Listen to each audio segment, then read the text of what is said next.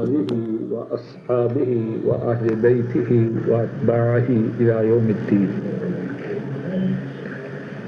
اللهم انفعنا بما علمتنا وعلمنا ما ينفعنا وزدنا علما.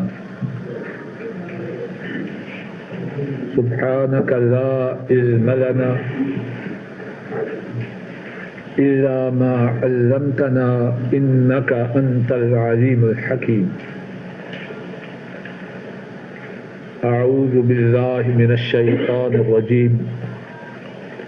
بسم الله الرحمن الرحيم. وإذا قيل لهم اتبعوا ما أنزل الله قالوا بل نتبع ما ألفينا عليه آباءنا أولو كان آباؤهم لا يعقلون شيئا ولا يهتدون. اور جب ان سے کہا جاتا ہے پیروی کرو اس چیز کی جو اللہ نے نازل فرمائی، تو وہ کہتے ہیں بلکہ ہم پیروی کرتے ہیں اس چیز کی جس پر ہم نے اپنے آباء و اجداد کو پایا. کیا تھے ان کے آباء و اجداد؟ نہ انہیں کسی بات کی عقل تھی اور نہ ہی وہ ہدایت یافتہ تھے. اور جب ان سے کہا جاتا ہے پیروی کرو اس چیز کی جو اللہ نے نازل فرمائی، تو وہ کہتے ہیں بلکہ ہم پیروی کرتے ہیں اس چیز کی جس پر ہم نے اپنے آباء و اجداد کو پایا. کیا اگر تھے ان کے آباء و اجداد انہیں کسی بات کی عقل نہ تھی اور نہ ہی وہ ہدایت یافتہ تھے. واو اور اذا جب قیلا ان سے کہا جاتا ہے، آپ اس کو پیسو وائس کہتے ہیں، فعل مبنی للمجہول. قیلا ان سے کہا جاتا ہے، لہم ان سے، اتبعوا صیغہ امر، پیروی کرو، اتباع کرو،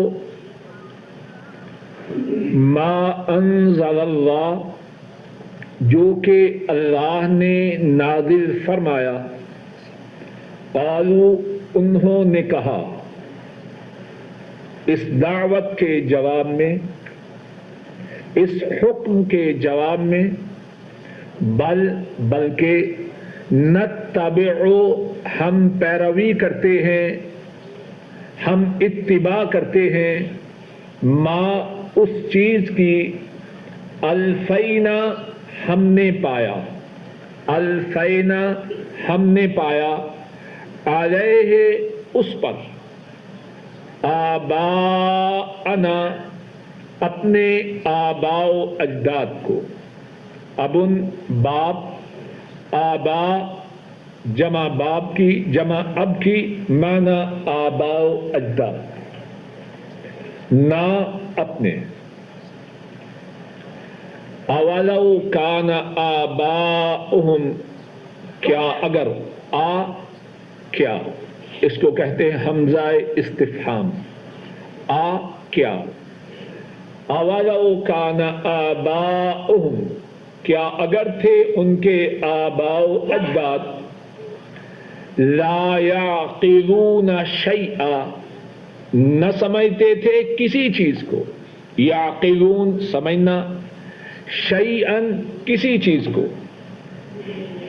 ولا یہتدون اور نہ وہ ہدایت یافتہ تھے.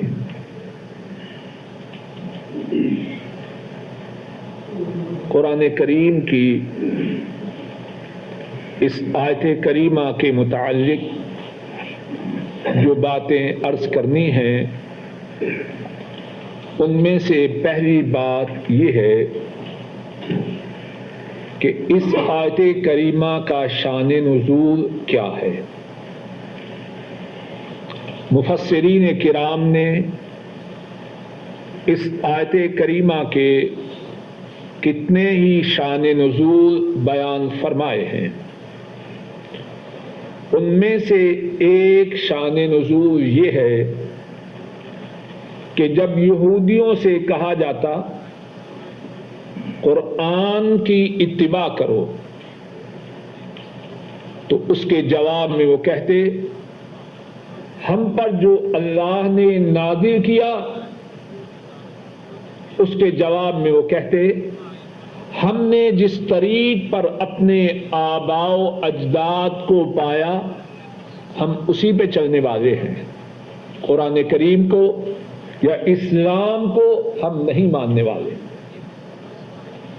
دوسرا شان نزول مفسرین نے یہ بیان کیا ہے، مشرکین مکہ سے اور کافروں سے جب یہ کہا جاتا شرک کو چھوڑ دو، بتوں کی پوجا کو ترک کر دو، اللہ کی توحید کا اقرار کرو، رسول کریم صلی اللہ علیہ وسلم کی رسالت کی گواہی دو، اس کے جواب میں وہ کہتے ہمارے آباء و اجداد جس طریقہ پر تھے، جس دین پر تھے، ہم اسی دین پر چلنے والے ہیں۔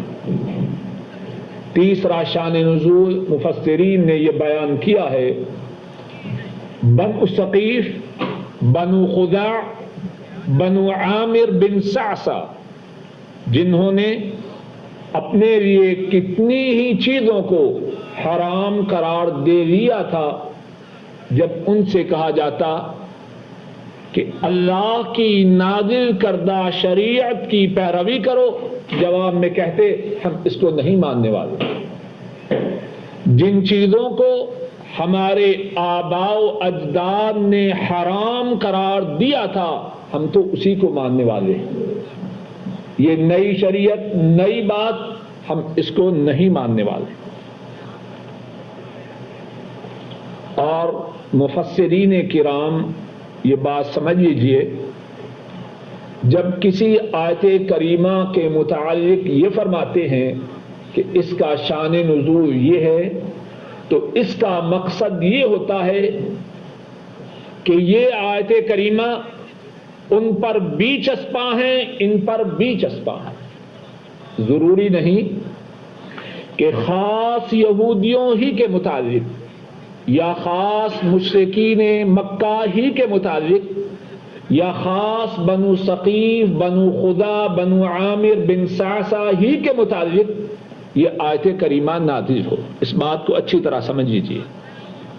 جو ساتھی قرآن کریم کا ترجمہ اور قرآن کریم کے جو حواشی ہیں وہ پڑھتے ہیں، بسا اوقات ان کے ذہنوں میں سوال پیدا ہوتا ہے کہ کیسے ہے، کوئی مفسر یہ کہتا اس کا شان نزول یہ ہے، کوئی مفسر یہ بیان کرتا اس کا شان نزول یہ ہے، اس میں تعارض تو نہیں، اس میں کنٹراڈکشن تو نہیں۔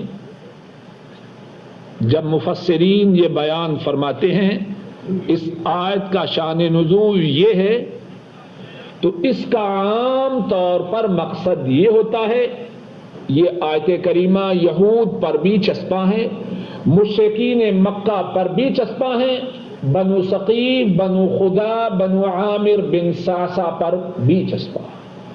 بات واضح ہے کہ نہیں؟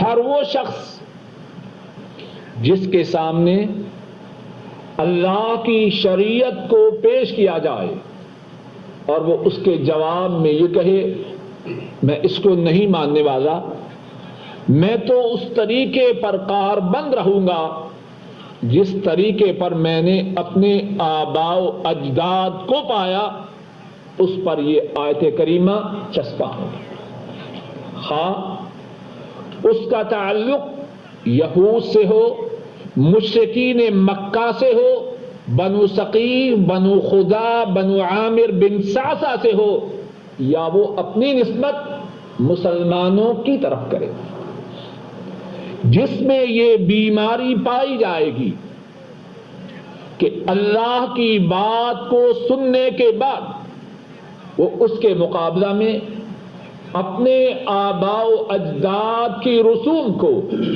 ان کی عادات کو، ان کی تقالید کو، ان کی ٹریڈیشنز کو پیش کرے، اس پر یہ آیت چسپاں ہو۔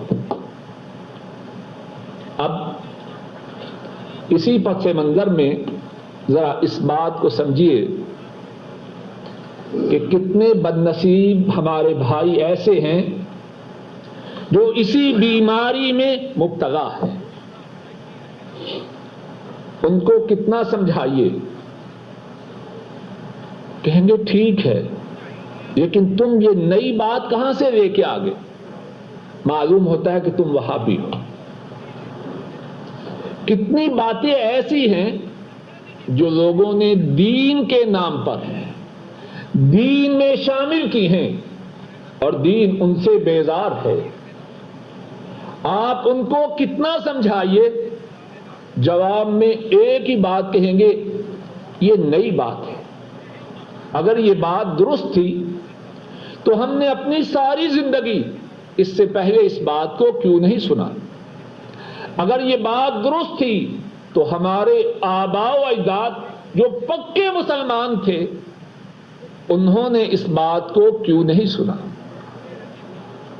یہ انداز مسلمانوں کا نہیں، یہ شیوائے مسلمانی نہیں، یہ یہودیوں کا طریقہ ہے، یہ مشرکین کا طریقہ ہے۔ اہل اسلام کا دعویٰ کرنے والے اللہ کی بات آئے، وہ بات ان کے آباء و اجداد کے طریقہ کے مطابق ہو یا مخالف، انہیں اس سے غرض نہیں۔ ان کے لیے جو سٹینڈرڈ ہے، ان کے لیے جو ٹچ سٹون ہے، ان کے لیے جو معیار ہے، ان کے لیے جو مقیاس ہے، وہ اللہ اور اس کے رسول صلی اللہ علیہ وسلم کی بات ہے۔ جو شخص یہ کہے کہ یہ بات ہمارے آباء و اجداد میں موجود نہ تھی اس لیے میں نہیں ماننے والا، وہ انتہائی خطرناک بات کہہ رہا ہے۔ اس کو سمجھ لیجیے، انتہائی اہم بات ہے۔ جو شریعت کے مقابلہ میں، قرآن کریم کے مقابلہ میں، سنت مصطفیٰ صلی اللہ علیہ وسلم کے مقابلہ میں آباء و اجداد کی عادات کو، ان کی ٹریڈیشنز کو، ان کی رسوم کو پیش کرے، وہ اچھی طرح غور کر لے اس نے اپنا الہ، اپنا رب، اپنا معبود، اپنا مالک و خالق کس کو بنایا ہے، اور اچھی طرح وہ اپنے متعلق غور کر لے کہ اس کا مقتدا، اس کا رہنما، اس کا رہبر، اس کا ہادی، اس کا امام، اس کا نبی، اس کا رسول کون ہے؟ آباء و اجداد ہیں یا محمد مصطفیٰ صلی اللہ علیہ وسلم ہیں؟ قرآن کریم میں اللہ کے نافرمانوں کا یہ جو طرز عمل ہے کہ شریعت کے مقابلہ میں، اللہ اور اس کے رسول کی بات کے مقابلہ میں آباء و اجداد کی بات کو پیش کرنا، قرآن کریم میں اس کا کئی ایک مقامات پر ذکر ہے۔ سورہ المائدہ نکالیے، صفحہ نمبر 125، 125۔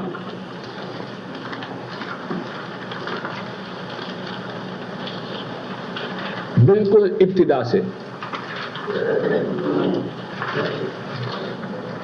وَإِذَا قِيلَ لَهُمْ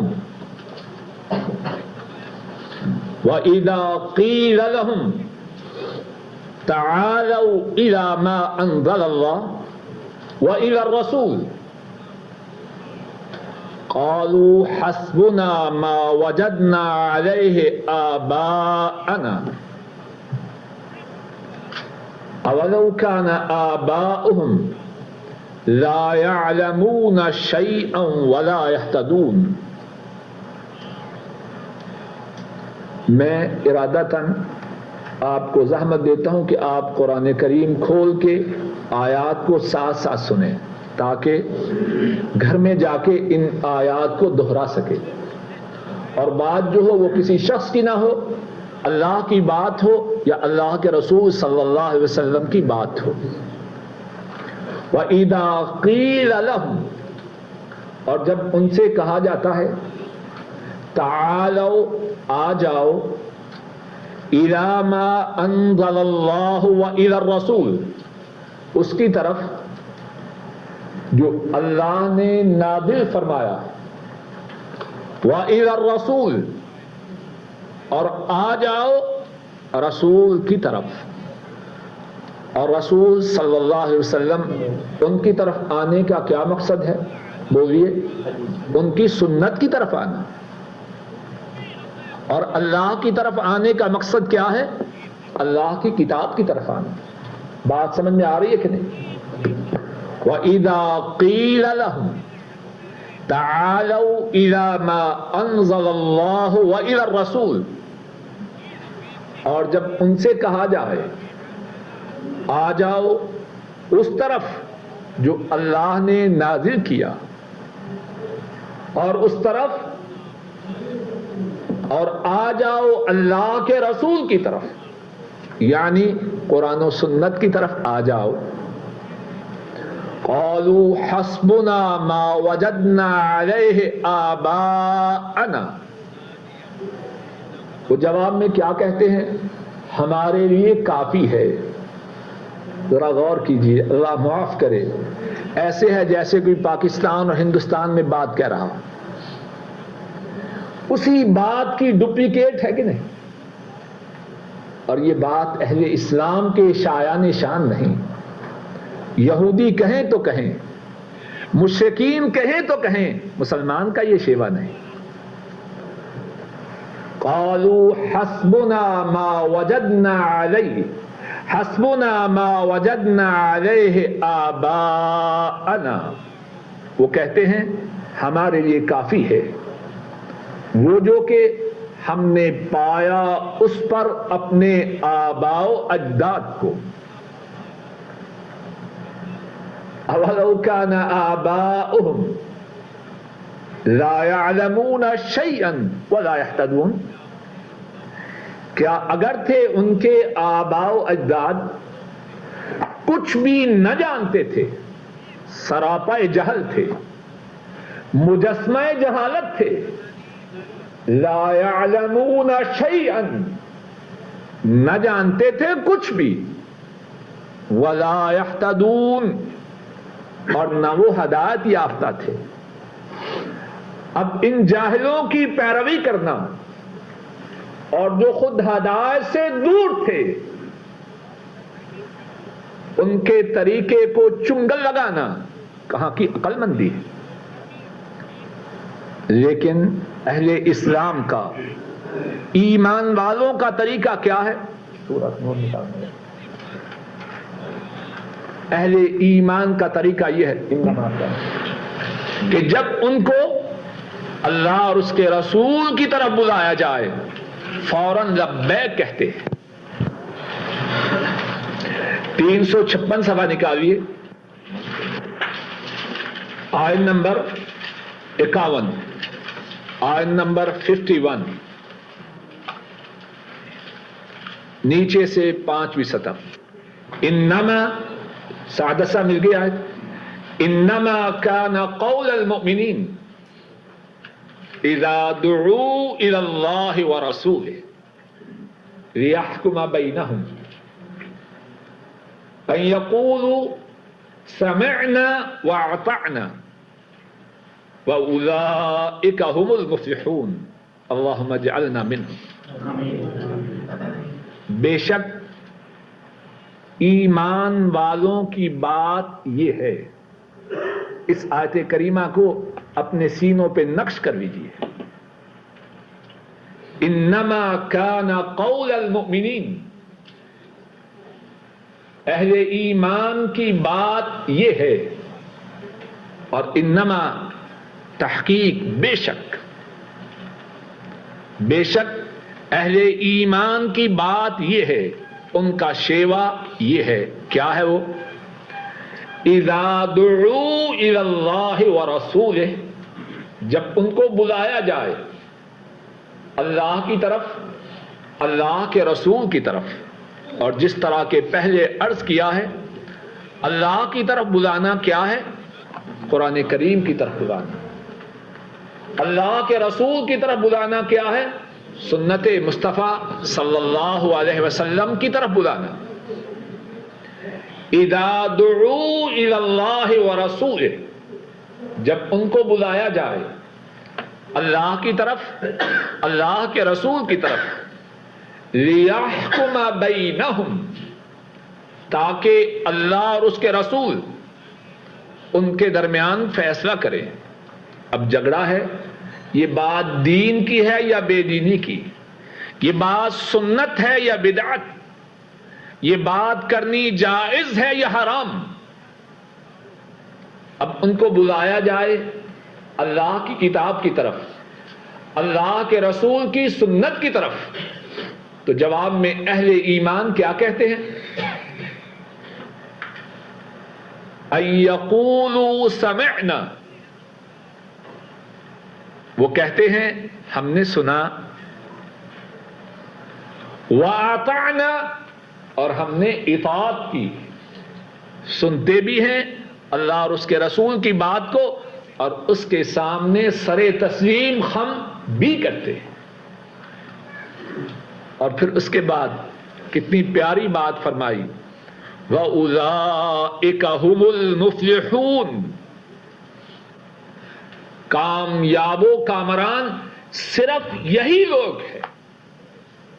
کامیابی کے دعوے کرنے والے، کامرانی کے دعوے کرنے والے وہ تو بہت سے ہیں، لیکن جو کامیاب و کامران ہیں وہ صرف یہی لوگ ہیں جو اللہ اور اس کے رسول کی طرف جب بلائے جائیں سمعنا واطعنا کہتے ہیں، اللہ اور اس کے رسول کے فرامین کو سنتے ہیں اور ان کے سامنے سر تسلیم خم کرتے ہیں.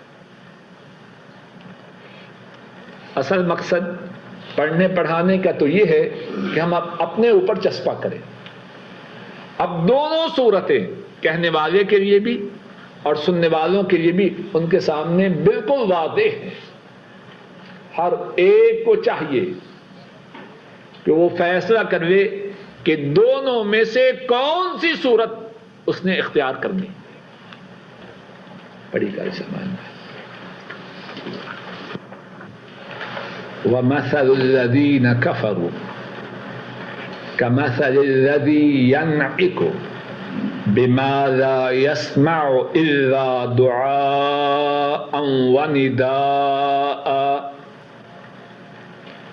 صُمٌّ بُكْمٌ عُمْيٌ فَهُمْ لَا يَعْقِلُونَ. اور مثال ان لوگوں کی جنہوں نے کفر کیا، مانند مثال اس شخص کی ہے جو آواز دیتا ہے، چیختا ہے اس کو جو نہ سنتا ہے مگر آواز اور پکار کو. سمن بہرے ہیں، بکمن گونگے ہیں، عمیٌ اندھے ہیں، فہم لا یعقلون پس وہ عقل نہیں کرتے. وَمَثَلُ الَّذِينَ اور مثال ان لوگوں کی جنہوں نے کفر کیا، مانند مثال اس شخص کی ہے جو آواز دیتا ہے، چیختا ہے، اس کے لیے جو پکار اور آواز کے سوا کچھ نہیں سنتا.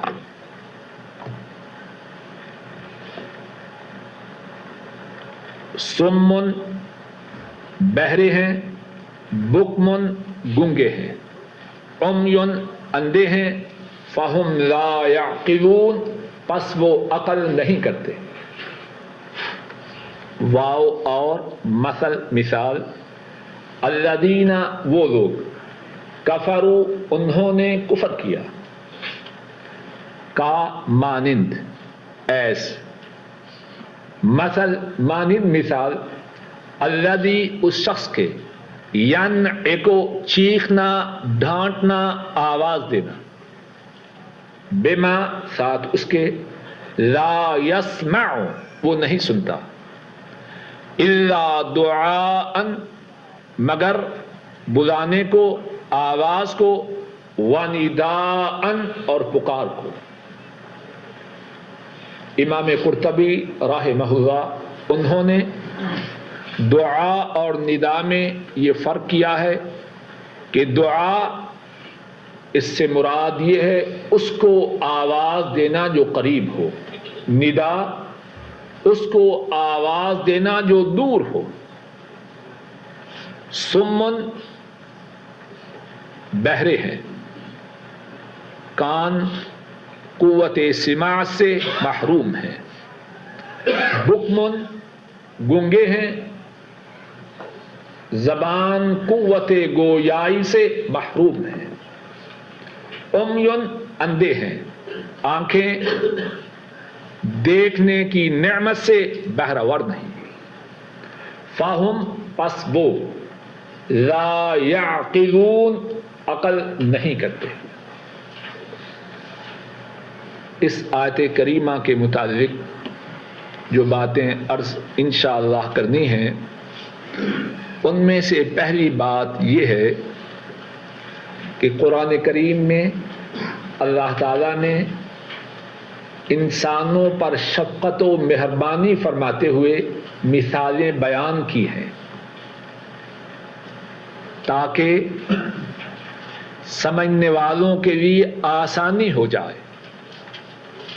اللہ کے لیے کوئی مثال نہیں، اللہ ان کے لیے کوئی مثال نہیں. بات سمجھانے کے لیے باپ چاہتا ہے کہ اس کے بیٹے کے دل و دماغ میں بات اتر جائے، کیا کرتا ہے؟ مثالیں پیش کر کے جو بات کہنا چاہتا ہے اپنے بچوں کے دل و دماغ میں اتارتا ہے.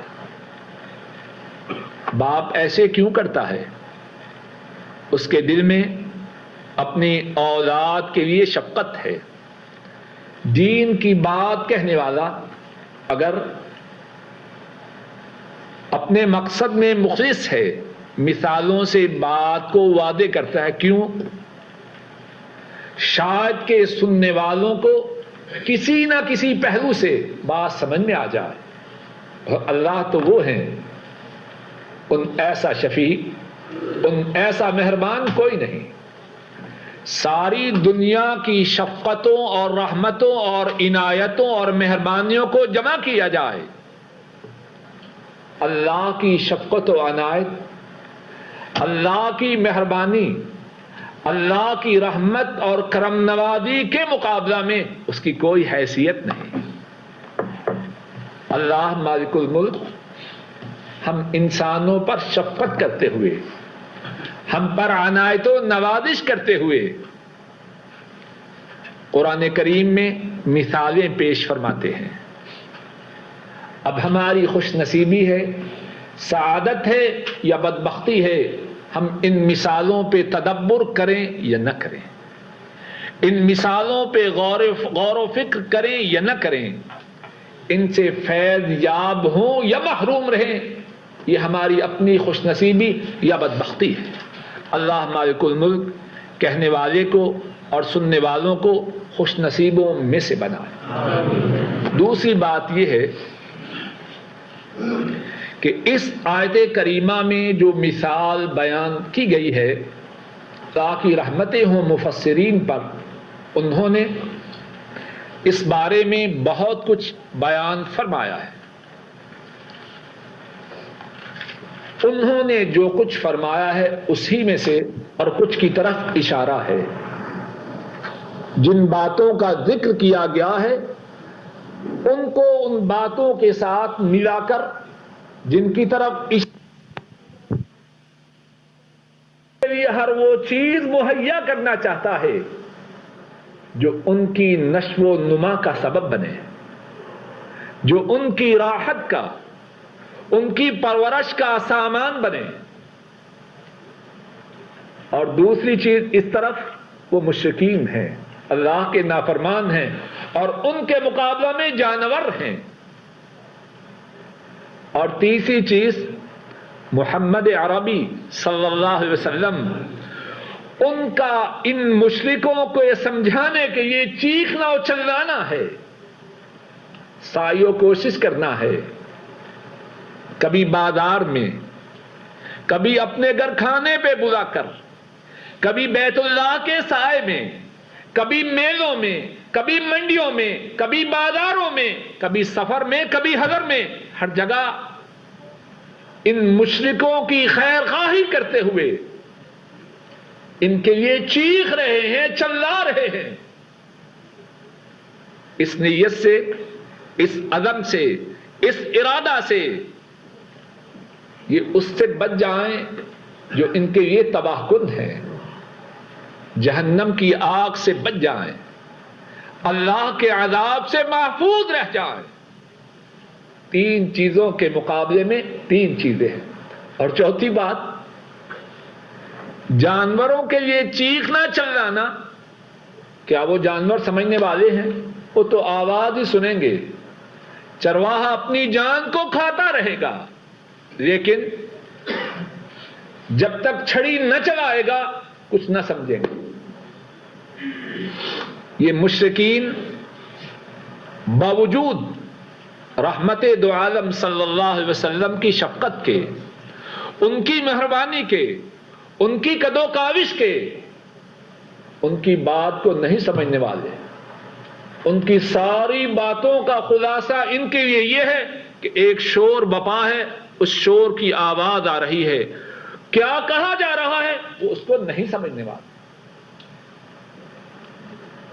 اور فرمایا سمن، ان کے کان تو ہیں لیکن یہ حق بات کے سننے سے بہرا ہے. اور وہ کان کس قیمت کے؟ ان کانوں کا کیا فائدہ جو اللہ کی بات کو نہ سنیں، جو اپنے ذریعے اپنے دل و دماغ تک اللہ کی بات کنوے نہ کریں. وہ کان گویا کہ ہے ہی نہیں. بکمن، زبانیں تو اتنی لمبی ہیں لیکن حق بات کہنے سے محروم ہیں. اور جو زبان حق بات کہنے سے محروم ہے گویا کہ وہ زبان ہے ہی نہیں. عمیٌ، موٹی موٹی آنکھیں ہیں لیکن حق بات کو دیکھنے کی نعمت سے محروم ہے، گویا کہ وہ اندھے ہیں. فَهُمْ لَا يَعْقِلُونَ، عقل کے جو دروازے ہیں وہ کہاں سے آتے ہیں؟ سن کے، دیکھ کے، بول کے بات کو سمجھا جا سکتا ہے. جب انہوں نے اپنے کانوں کو حق بات کے سمجھنے سے بند کر رکھا ہے، اپنی آنکھوں کو حق بات کے دیکھنے سے بند کر رکھا ہے، اپنی زبانوں کو حق بات کے بولنے سے باز رکھا ہے، ان کو عقل کہاں سے آئے گی؟ فَهُمْ لَا يَعْقِلُونَ، پس وہ عقل نہیں کرتے. اور سورہ البقرہ ہی میں آیت نمبر 18 میں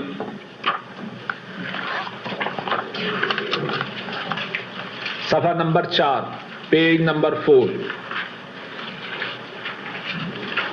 دوسری سطر کا آخری لفظ سمن بکمن عمیٌ فہم لا یرجعون. وہ بہرے ہیں، گنگے ہیں، اندھے ہیں، پس وہ پلٹ کے نہیں آتے۔ اور یہاں یہ بات سمجھ لیجیے،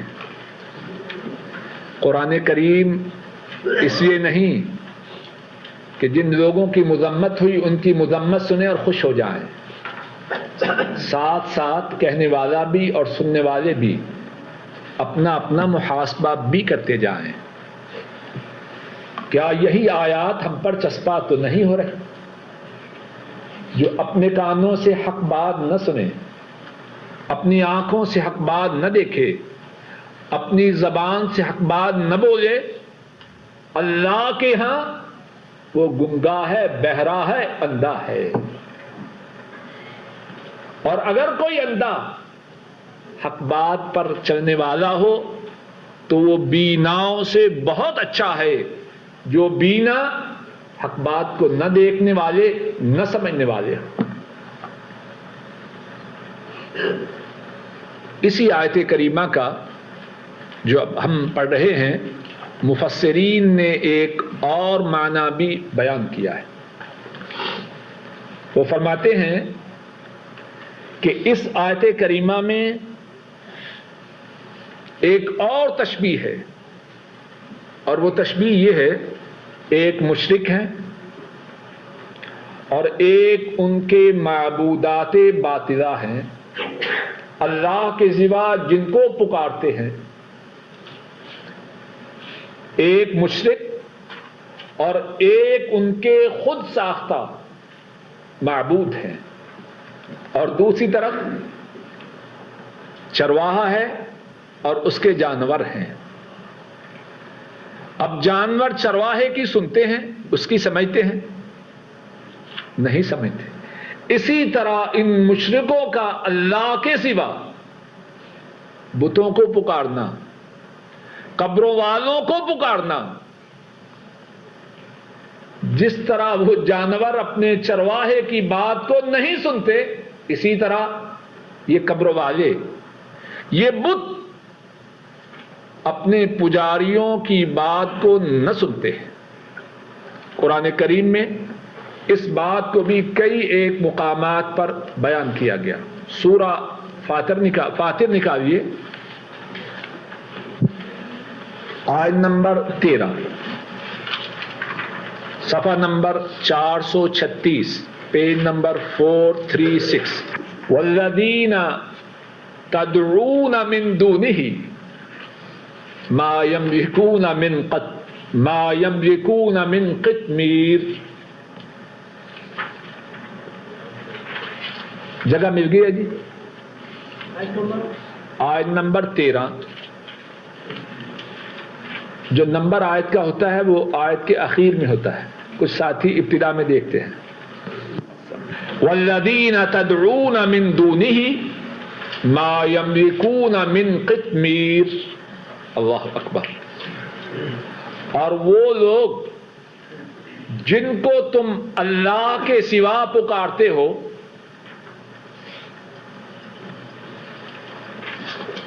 گتھلی، کھجور کی گتھلی پر جو جلی ہوتی ہے اس کو قطمیر کہتے ہیں۔ کھجور، اس سے جو کھجور ہے اصل اس کو نکال لیں، باقی گتھلی رہتی ہے۔ گتھلی کے اوپر تھوڑی سی جلی ہوتی ہے کہ نہیں؟ کچھ بات سمجھ میں آ رہی ہے کہ نہیں؟ میں بھول گیا، چاہیے تھا کہ کھجور ساتھ ہی آتا۔ کھجور کھا لیجئے، باقی کیا رہے گی؟ گتھلی۔ گتھلی پر ایک کٹ سا ہوتا ہے اور اس کٹ کے اوپر ایک جھلی سی ہوتی ہے، اس کو عربی زبان میں قطمیر کہتے ہیں۔ فرمایا والذین تدعون من دونہ، وہ لوگ جن کو تم پکارتے ہو اللہ کے سوا، وہ نہیں مالک کھجور پر، کھجور کی گتھلی پر جو جلی ہے وہ اس کے بھی مالک نہیں۔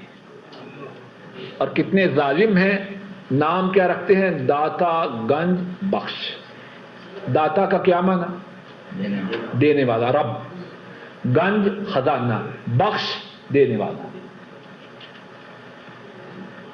وہ دینے والا جو خزانے بخشتا ہے، وہ رب جو خزانے بخشتا ہے۔ اور اللہ کیا فرماتے ہیں؟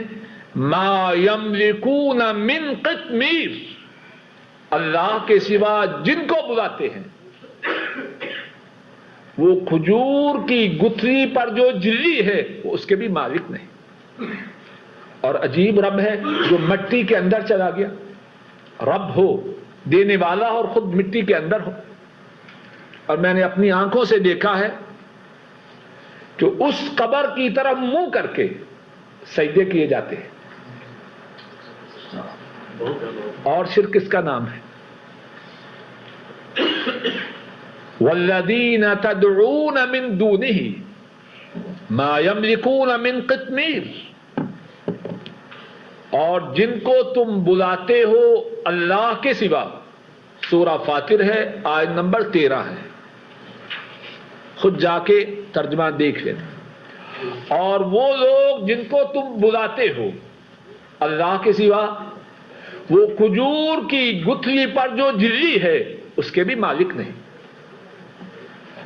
ان تدعوہم لا يسمعوا دعاءکم، اگر تم ان کو بلاؤ گے وہ تمہاری دعا کو سنتے ہی نہیں۔ وَلَوْ سَمِعُوا، اور اگر سن بھی لیں، مَسْتَجَابُوا لَكُمْ، وہ تمہاری فریاد کو پورا نہیں کر سکتے۔ سبحان اللہ، عجب شیطان نے عقل پر پردہ ڈالا ہے۔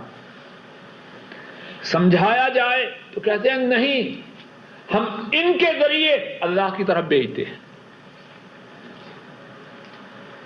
اور اللہ فرماتے ہیں وَإِذَا سَأَلَكَ عِبَادِي عَنِّي فَإِنِّي قَرِيبٌ، اور جب آپ سے میرے بندے میرے متعلق سوال کریں تو آپ فرما دیجئے میں قریب ہوں۔ اللہ کی بات سچی ہے یا جھوٹی ہے؟ بولیے تو صحیح۔ اللہ کیا فرما رہے ہیں؟ میں قریب ہوں۔ وَإِذَا سَأَلَكَ عِبَادِي عَنِّي فَإِنِّي قَرِيبٌ، اور جب آپ سے میرے بندے میرے متعلق سوال کریں، فَإِنِّي، پس بے شک میں، انی بے شک، انڈیڈ، پس بے شک میں قریب ہوں، اجیب دعوت الداع اذا دعان، جب بھی کوئی پکارنے والا، جب بھی کوئی فریاد کرنے والا مجھ سے فریاد کرے میں اس کی فریاد کو سنتا ہوں۔ کیسا شیطان نے عقل پر پردہ ڈالا ہے۔ وسیلہ تو تب ڈھونڈ جب وہ اللہ سننے والے نہ ہوں۔ جب اللہ فرما رہے ہیں میں قریب ہوں اور شاہرگ سے زیادہ قریب ہوں، تو پھر کس طرف جا رہے؟ اور ایسا شیطان نے عقل پہ پردہ ڈالا، وسیلہ بھی بنایا ان کا جو انتقال کر چکے ہیں، جو فوت ہو چکے ہیں۔ ان تدعوہم لا يسمعوا دعاءکم، اگر تم ان کو پکارو وہ تمہاری پکار کو نہ سنیں گے۔ وَلَوْ سَمِعُوا، اور اگر سن بھی لیں، مَسْتَجَابُوا لَكُمْ، تمہاری دعا کو پورا نہ کریں گے۔ وَيَوْمَ الْقِيَامَةِ يَكْفُرُونَ بِشِرْكِكُمْ، اور اسی پر بس نہیں، کل قیامت کے دن تم جو شرک کر رہے ہو، دعا کس سے کی جانی چاہیے؟ صرف اللہ سے۔ لَهُ دَعْوَةُ الْحَقِّ، سچی پکار اللہ کے لیے ہے، اللہ کے سوا کسی اور سے دعا نہیں کرنی۔ وَيَوْمَ الْقِيَامَةِ، اور قیامت کے دن، يَكْفُرُونَ بِشِرْكِكُمْ، تم جو اپنے خیال میں ان کی تعظیم کر رہے ہو، ان کی تکریم کر رہے ہو، کل قیامت کے دن وہ تمہارے اس شرک سے بیزاری کا اظہار کریں گے۔ وَلَا يُنَبِّئُكَ مِثْلُ خَبِيرٍ. یہ بات کون بتلا رہا ہے؟ اللہ بتلا رہے ہیں جو خبیر ہیں، اس سے بھی خبردار ہیں جو ماضی میں ہوا، اس سے بھی آگاہ ہیں جو اب ہو رہا ہے، اور اس سے بھی آگاہ ہیں جو بعد میں ہوگا.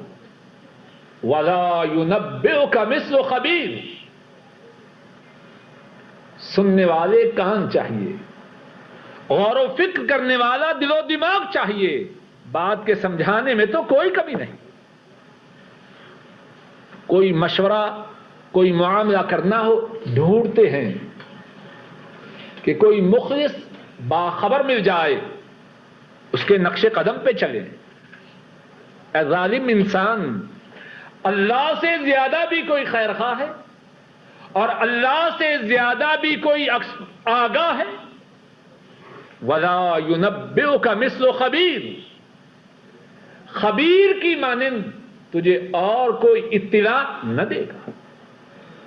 اور سورہ احقاف نکالیے،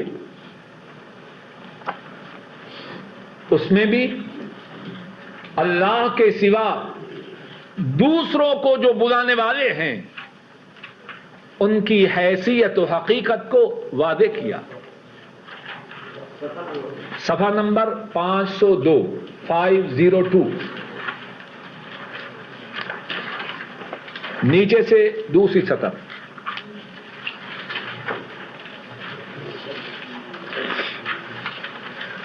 اشرف صاحب مل گئی جگہ؟ ساتھیوں کو بھی بتائیے.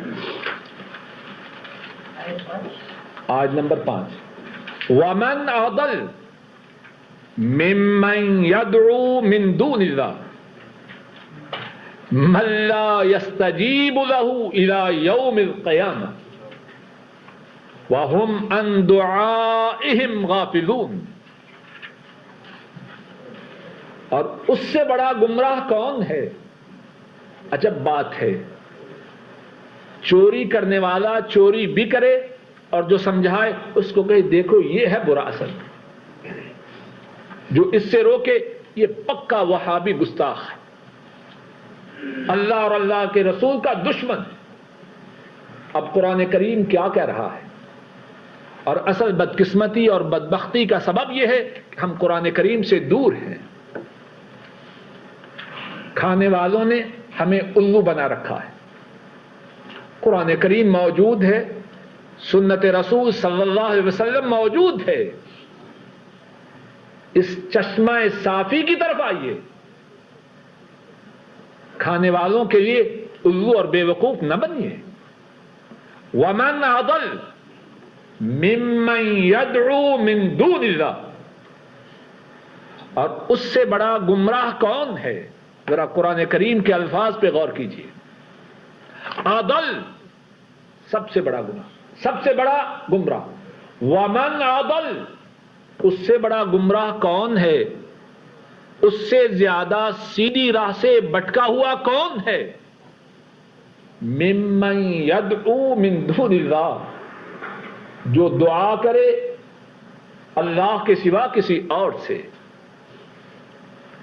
من لا یستجیب لہ الی یوم القیامہ، اس سے دعا کرے اگر قیامت تک اس کو بلاتا رہے وہ اس کی فریاد رسی نہ کرے. وَهُمْ عَنْ دُعَائِهِمْ غَافِلُونَ. اور یہی نہیں بلکہ وہ اس کی دعا سے غافل ہیں، ان کو پتا بھی نہیں کہ یہ اپنا بیڑا غرق کس طرح کر رہا ہے. وَهُمْ عَنْ دُعَائِهِمْ، اور وہ ان کی دعا سے، کتنی بدبختی ہے. عورت جا رہی ہے بچہ لینے سے، بچہ لینے کہاں؟ قبر پہ. بچے نہ، قبر نہ ہوئی، بچوں کی فیکٹری ہوئی. وَهُمْ عَنْ دُعَائِهِمْ غَافِلُونَ. اور وہ ان کی فریاد سے، اے ظالم لینا ہے تو اللہ کی طرف آ. وہ اللہ جس کی رحمت سب کو اپنی آغوش میں لینے والی ہے. اور عجب بدبختی ہے، قرآن کریم میں اتنے واقعات ہیں، نوح علیہ السلام کا، ابراہیم علیہ السلام کا، زکریا علیہ السلام کا، ایوب علیہ السلام کا، موسیٰ علیہ السلام کا، انہوں نے کس سے مانگا؟ کہیں ذکر ہے کہ وہ فلاں کی قبر پر گئے؟ عجب بات ہے، یعنی وہ بات جو قرآن کے بالکل خلاف، جو اس سے روکے وہی سب سے بڑا مجرم ہے۔ نوح علیہ السلام، سب سے پہلے آدم علیہ السلام نے اللہ سے مانگا کہ نہ مانگا؟ ربنا ظلمنا انفسنا وان لم تغفر لنا وترحمنا لنكونن من الخاسرین۔ نوح علیہ السلام نے مانگا کہ نہ مانگا؟ رب انی مغلوب فانتصر۔ موسیٰ علیہ السلام نے مانگا کہ نہ مانگا؟ رب انی لما انزلت الی من خیر فقیر۔ زکریا علیہ السلام، رب انی وہن العظم منی واشتعل الراس شیبا ولم اکن بدعائک رب شقیا۔ یہ انبیاء کے مانگنے کا جو ذکر ہے کس لیے ہے؟ اس لیے ہے اے اہل ایمان، تمہیں بھی مانگنے کی ضرورت ہو اس سے مانگو جس سے اللہ کے ان برگزیدہ انسانوں نے مانگا، اور جو اللہ ان کی فریاد کو سن سکتا ہے وہ کیا تمہاری فریاد کو نہیں سن سکتا؟ وَهُمْ عَنْ دُعَائِهِمْ غَافِلُونَ، اور وہ جن کو وہ اللہ کے سوا پکارتے ہیں ان کی دعا سے بے خبر ہوں گے۔ وَإِذَا حُشِرَ النَّاسُ كَانُوا لَهُمْ أَعْدَاءً وَإِذَا حُشِرَ النَّاسُ كَانُوا لَهُمْ أَعْدَاءً وَكَانُوا بِعِبَادَتِهِمْ كَافِرِينَ۔ اور جب لوگوں کو اٹھایا جائے گا، یوم محشر ہوگا، یہی جن کو وہ اللہ کے سوا پکارتے تھے یہ پکارنے والوں کے دشمن ہوں گے، اور وہ ان کی عبادت سے انکار کریں گے۔ ہم نے تم کو کب کہا کہ ہماری عبادت کرنا؟ اپنے سبق کی طرف آئیے۔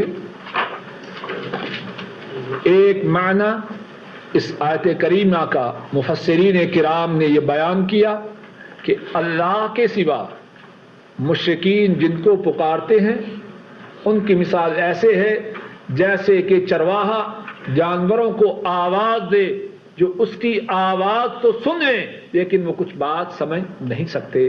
اللہ مالک الملک اپنے فضل و کرم سے ہم سب کو اس بات کی توفیق عطا فرمائے کہ ہم صرف انہی کو پکارے، اور ہمیں اس بات کی توفیق دے کہ ان کے فضل و کرم سے اپنے کانوں سے وہ سنیں جس کے سننے پر وہ راضی ہوں، اپنی زبانوں سے وہ بولیں جس کے بولنے پر وہ راضی ہوں، اپنی آنکھوں سے وہ دیکھیں جس کے دیکھنے پر وہ راضی ہوں۔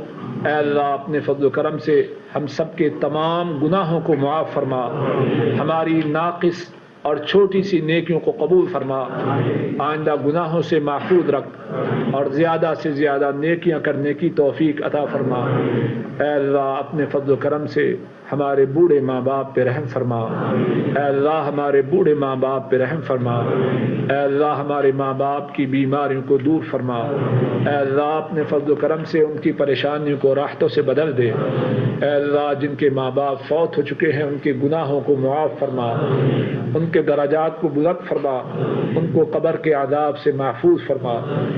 اے اللہ ہمارے بہن بھائیوں پہ رحم فرما، اور اے اللہ ہمارے جو بہن بھائی فوت ہو چکے ہیں ان کے گناہوں کو معاف فرما، ان کے درجات کو بلند فرما، ان کی قبروں کو جنت کی باغیچہ بنا۔ اے اللہ ہمارے بیوی بچوں پہ رحم فرما، اے اللہ ہمارے بیوی بچوں کو ہماری آنکھوں کی ٹھنڈک بنا، اے اللہ ہمارے بیوی بچوں کی بیماریوں کو دور فرما، اے اللہ ان کی پریشانیوں کو دور فرما، اے اللہ ان کی نیک حاجات کو پورا فرما، اے اللہ ہمارے گھروں میں دین کو جاری و ساری فرما، اے اللہ ہمارے گھروں میں دین کو جاری و ساری فرما، اے اللہ ہمارے گھروں میں دین کا چلن ہو، اے اللہ قرآن و سنت کا پڑھنا پڑھانا ہو، اے اللہ قرآن و سنت کی ہمارے گھروں میں حکمرانی فرما، اے اللہ جو ساتھی پریشان ہیں ان کی پریشانیوں کو دور فرما، اے اللہ جو ساتھی بیمار ہیں انہیں صحت عطا فرما، اے اللہ جو ساتھی بے روزگار ہیں انہیں رزق حلال عطا فرما، اے اللہ جو ساتھی بے اولاد ہیں انہیں نیک اولاد عطا فرما، اے اللہ جو ساتھی بے روزگار ہے اپنے فضل و کرم سے انہیں رزق حلال عطا فرما۔ اے اللہ اپنے فضل و کرم سے تمام کائنات کے مظلوم مسلمانوں کی مدد فرما۔ اے اللہ روسیہ کے مظلوم مسلمانوں کی مدد فرما۔ اے اللہ ہندوستان، کشمیر، فلسطین، افغانستان، ایریٹریا، صومال، اے اللہ کائنات کے تمام مسلمانوں کی مدد فرما۔ اے اللہ کائنات کے تمام مسلمانوں کی مدد فرما۔ اے اللہ جب تک زندہ رہیں اسلام پر زندہ رہیں، اور اے اللہ جب خاتمہ ہو ایمان پر خاتمہ ہو۔ اے اللہ اپنے فضل و کرم سے محشر کے دن اپنے عرش عظیم کا سایہ نصیب فرمانا۔ اے اللہ رسول رحمت صلی اللہ علیہ وسلم کے حوض کوثر سے پانی نصیب فرمانا۔ اے اللہ آپ کی شفاعت نصیب فرمانا اور جنت میں آپ کا پڑوس عطا فرمانا۔ صلی اللہ تعالی علی خیر خلقہ وعلی آلہ واصحابہ واہل بیتہ واتباعہ الی یوم الدین، آمین یا رب العالمین۔